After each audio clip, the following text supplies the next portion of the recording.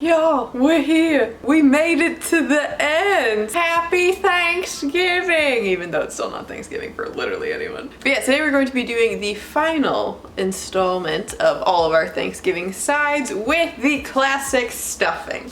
Unless...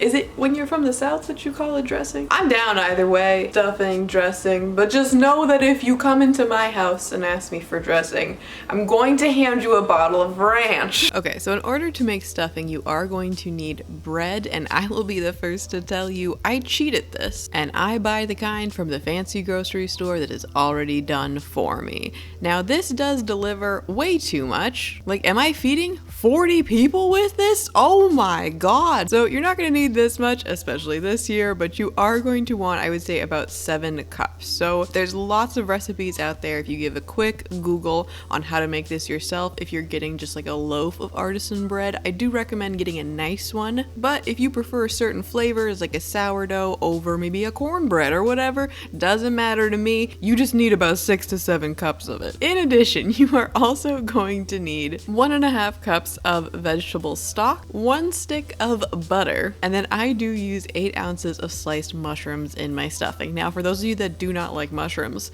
fair. Or you would just rather use meat or something else in here, you can feel free to swap this out. If you are using meat, I would recommend using like 3/4 a pound, give or take, of sausage, but just make sure that you cook that accordingly because I am not responsible for you. You are going to want 3 stalks of diced celery, 1 medium onion that you have also diced, and 6 cloves of garlic. Now, I like a nice herby, flavorful stuffing because other than that, it's basically just bread. So I like to use 2 tablespoons of fresh and chopped oregano, 2 tablespoons of fresh chopped sage, and then you're also going to want 2 whole eggs, 2 tablespoons of freshly chopped parsley, and finally a teaspoon of salt and half a teaspoon of black pepper, which in my case I am going to be subbing out for this fake chickeny salt Adventist crack. But for actual cooking in this video that we are trying to do, you are going to want to get a nice decent sized large and in charge pan, and over about a medium heat, melt your whole stick of butter down.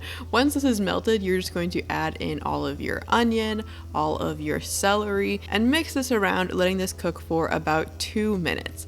After 2 minutes, this is when I like to put in my mushrooms. I was serving this to people that don't really care for mushrooms, which is fair, so I didn't actually end up using the entire amount, and I gotta tell you, I regretted it. But regardless, I am now going to cook all of this down for, I would say, another 6 minutes, just until the onions are translucent, the mushrooms are kind of cooked through, you know, things are no longer raw. From here, you're just going to add in your fresh sage, your oregano, and your garlic, and again, just cook this for about 1.5 minutes, and by this point, things should be smelling just amazing. Like herby, buttery, garlicky, just fantastic is what your home should smell like. But once the garlic is cooked, you are going to remove this from heat and then add in your breadcrumbs. From here, I do like to just kind of mix this in with all of the butter and celery and, you know, onion lack of mushroom situation. And then setting that aside, in a big bowl, you are going to crack both of your eggs into here,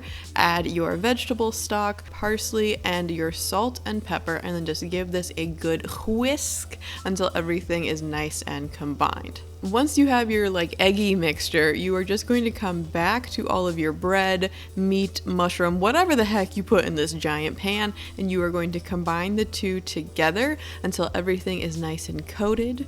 This bread is going to be tasty and delicious and buttery and fantastic. Once everything is nice and mixed, you're going to transfer all of this into a baking dish and cover it with foil. Then you are going to bake this for 30 minutes at 425 degrees with the foil on, and then an additional 15 minutes without the foil, and you will be left with something kind of like this. And if you're looking at those like slightly darker pieces, first of all, they were still sopped up, delicious, wonderful, but yes, they do look a little vibrant, but I promise you it was good. Don't yell at my oven. So yeah, that is everything. I hope that this was overall helpful for you guys. Go clean up your kitchen, have a happy Thanksgiving, and also have a nice day. Bye. Thank you for watching.